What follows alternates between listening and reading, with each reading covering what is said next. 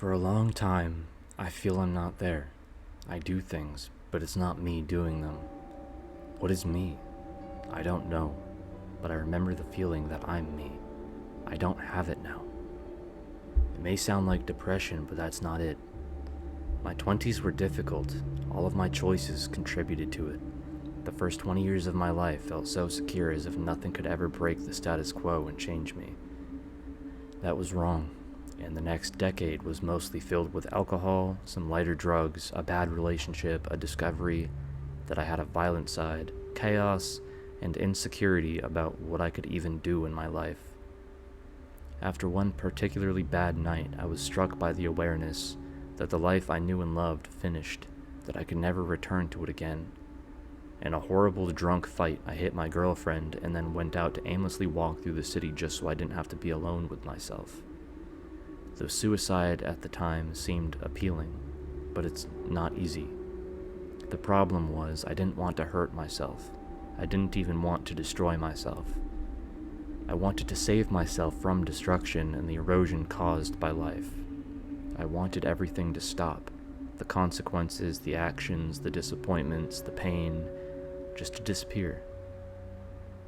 When that's your mentality, it's not easy to hurt yourself. Everything violent and painful isn't an option, and everything gentle and comforting leaves too much time for fear and postponement. But guided by this adrenaline rush and rage, I was ready for a quick solution. Something banally easy, like jump off a bridge. And as I was walking towards that bridge, at least at that moment, convinced I was going through with it, in some spasm of insanity, my head boiling, I didn't even notice I was followed. Only when I stopped and looked down, she spoke. She said she knew what I wanted, but that I was lucky tonight, that she could help me, that she'll make one wish come true. I laughed. Why not? I told her I heard that joke before. I'll eat her cunt and she'll tell me, "Oh honey, aren't you too old to believe in fairies?" Or whatever it was we were pretending to be, which sounded perfectly acceptable. She told me it didn't matter whether I believed her or not, that I simply had to accept the deal. She will make my wish come true, and I'll give her my soul. I asked her, "What is a soul?" She said she didn't know, so she wanted mine. She asked me what I wanted. I told her I didn't know. I asked her who she was. She said she was a demon. It was also extremely ridiculous, but so was my life, so I said, "Cool, let's do it," without any conviction. After she left, there wasn't any chance left that I'd dare to jump. The rage passed, and with it my resolve. I went back to my apartment. Years have passed since that weird encounter. Life's been better, healthier.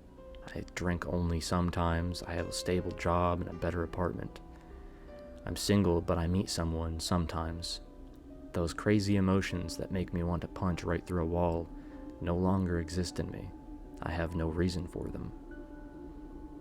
But more and more I feel I'm not there, that this isn't just a phase, but that I'm really not there. What did I lose? What is a soul? Do I feel this way because I lost it, or because of the wish I made? What nonsense. It was all a stupid game. Maybe I'm just bored or looking for a reason. I decided to get drunk after a long time. Not alone this time. This time something called me out. To a bar. I'm drinking and checking out groups of girls who drink and laugh, or girls on dates with guys. I'm not desperate, as if I know this night is a game and things will work out the way they will, without any need to force it. I drink and I wait, and then I see a girl. She's blonde and good looking. She's not alone, but with a couple of girls. It seems they were work colleagues based on their clothes, came out for a happy hour. She doesn't seem too interested in them, and while with each round they get more and more enthusiastic, she becomes more alienated. The band is playing cliché rock repertoire. The crowd is singing along the drunker they get. Everyone knows all the words. There's something so funny about everyone singing, "I don't belong here." I guess they do. I can see that she also wants to die in that same passive, indecisive way that really wants a chance to live. I wait as she gets sadder and lonelier throughout the night. She left the bar alone while her colleagues danced. I follow her, she's not even aware. She's very drunk, can barely walk. She looks good, but that night no one except for me seems to notice her. Maybe sadness is a repulsive force. I don't think she tried to kill herself on purpose, but I'm compelled to keep following her. In her drunken clumsiness, she slams into some guy who just looked right through her. She apologized, but he already walked away with his friends as if she was a nobody. That's how she's feeling now, like she doesn't even exist. She's crying. I know the emotions that keep a hold of her and push her towards the road where cars drive carelessly. This is no place for crossing, but I see she'll just keep walking ahead, and the cars can go fuck themselves or fuck her up. Before she got a chance to play this take on Russian roulette, I spoke up. This is your lucky night. She got startled, of course, since she had no idea how close I was to her. Jesus Christ, she mumbled, but the look on her face told me it didn't matter, that she was up for it since she had nothing better to do. I'll make your wish come true, I told her. You just have to agree to give me your soul. She started laughing, and then I did too. This is the most original pickup line I've heard all week, she said. Fine, I'll give you my soul. Can you make me exist? I woke up the next day. She was by my side. I felt better already. You need to have a soul. The feeling of absolute emptiness was gone.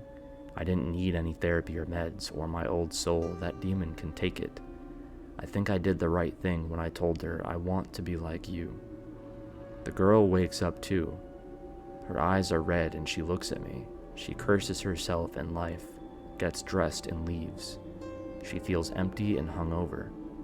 But she'll see that this emptiness won't go away. That it's deeper than the sadness and loneliness she felt before. It won't be easy to exist without a soul. But what is a soul?